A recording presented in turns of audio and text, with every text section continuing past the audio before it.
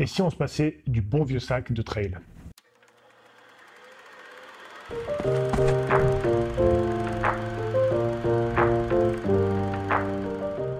Alors c'est vrai que dit comme ça, la question peut paraître un peu absurde. Évidemment, on va toujours garder un sac de trail, on a tous un sac de trail chez nous. Et puis ça restera de façon essentielle pour pas mal de circonstances.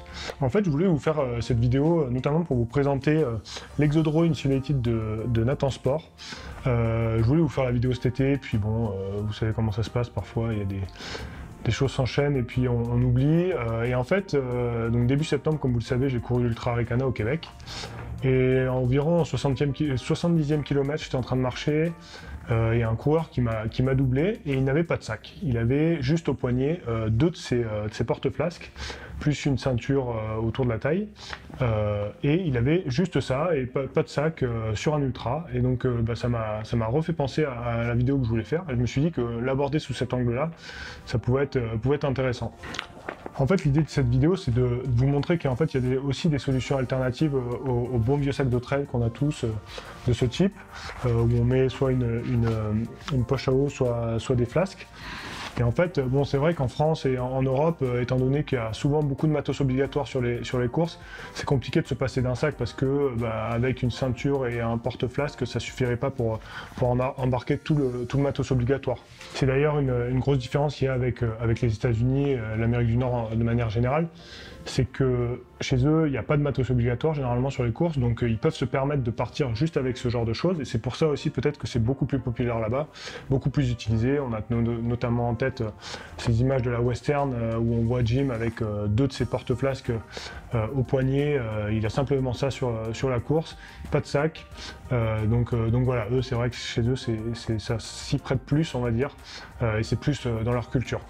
Malgré tout, je pense que on peut nous aussi s'approprier ce genre d'accessoires et dans pas mal de situations finalement ça peut être utile, bon évidemment pour l'entraînement, mais même sur des courses hein, je pense jusqu'à 80 km, il y a pas mal de situations où ça peut marcher. Par exemple, moi je devais courir les Templiers qui étaient malheureusement annulés. J'envisageais de partir avec juste une ceinture et puis ça au poignet. Donc vous l'aurez compris, l'idée de la vidéo c'est pas du tout de dire que on peut plus se passer du sac parce que sur une course comme l'UTMB on aura toujours besoin d'un sac pour mettre tout le matos obligatoire.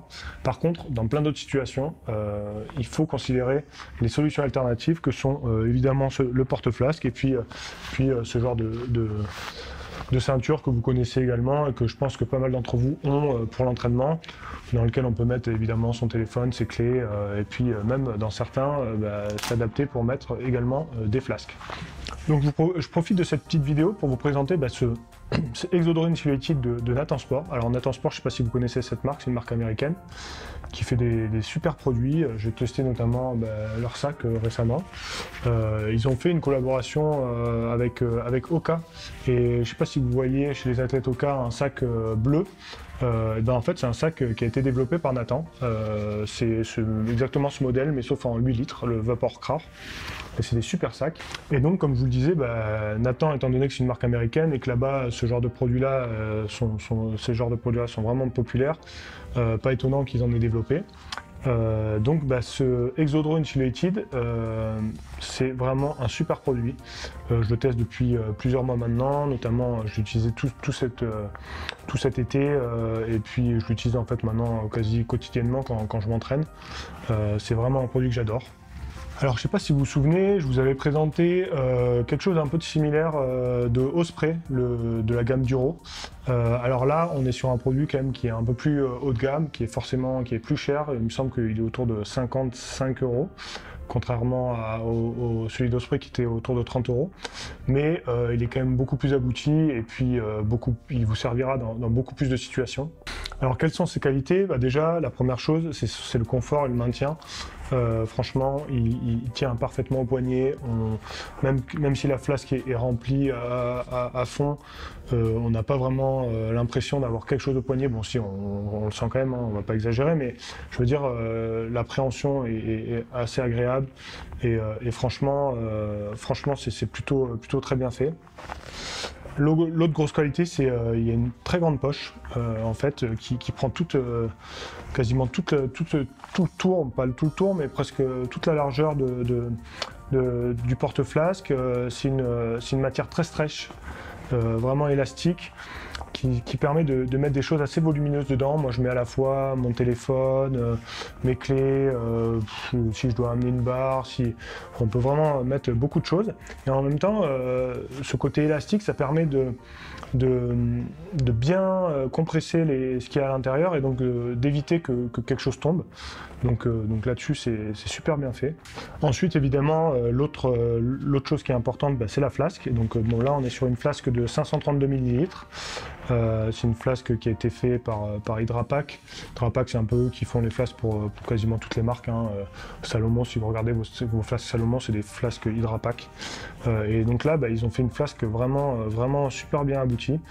Le goulot est large. Ça, c'est très pratique pour remplir la flasque. Ça se fait très facilement. Et l'autre caractéristique, c'est qu'il y a une membrane isolante, d'où insulated. Il y a une membrane isolante qui permet de conserver le liquide à la température à laquelle vous le mettez dedans. Et en fait, c'est vrai que les Américains, ils aiment boire leur liquide très frais notamment. Et donc, je pense que c'est un peu cette influence culturelle là qui a fait que Nathan développe ce type de produit. Et je dois dire qu'en fait, c'est plutôt une super bonne idée parce que vous voyez, cet été, il a fait très chaud, même chez nous. Et quand on part avec un liquide frais et qu'au bout de 10 minutes, c'est bon, il est déjà à température ambiante, c'est pas super agréable. Et franchement, je dois dire que ça marche plutôt très bien.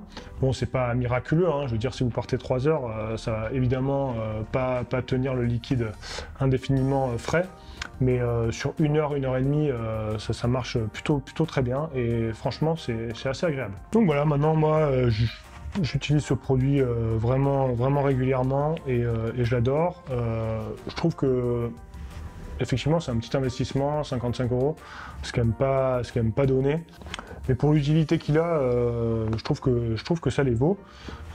C'est un top produit et je pense que vous devriez considérer ce genre d'option alternative au bon vieux sac. Je dis pas d'effacer le sac de votre placard, mais en tout cas, c'est des options alternatives qui, je pense, vont être de plus en plus populaires parce que ça permet de partir un peu plus léger, un peu plus libre entre guillemets. Et non, franchement, c'est des solutions que j'aime de plus en plus et que j'utilise de plus en plus. Et donc voilà, je voulais un petit peu vous les présenter. Donc je pense que j'essaierai de tester un peu d'autres types de produits un peu similaires, que ce soit des ceintures ou ce genre de porte-flasque parce que j'aime bien ça et je trouve ça intéressant. Et donc voilà, ça permet de comparer un peu entre les différents produits qui se font et puis comme ça de pouvoir aussi vous donner mon avis là-dessus. Autre chose, je vais essayer d'être un peu plus régulier dans les tests matos. C'est vrai que j'ai quand même pas mal de matos à vous présenter, notamment côté chaussures. Voilà, je voulais réussir à faire un peu plus de vidéos dans les semaines et mois qui viennent. J'espère que la vidéo vous a plu et la prochaine vidéo, ça traitera de cette chaussure. Je sais pas si vous l'avez reconnue, mais en tout cas, on parlera de ça. Allez, à très vite.